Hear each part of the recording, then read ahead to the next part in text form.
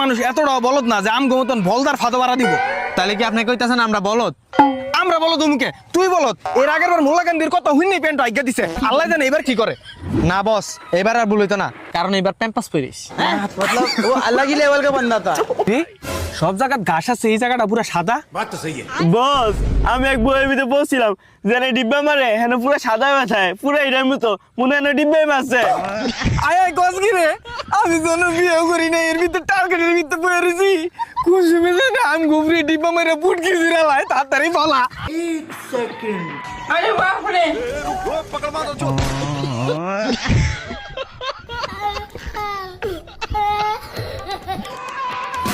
আল্লাহ রে, আল্লাহ আল্লাহ করে বলা তাড়াতাড়ি বলা।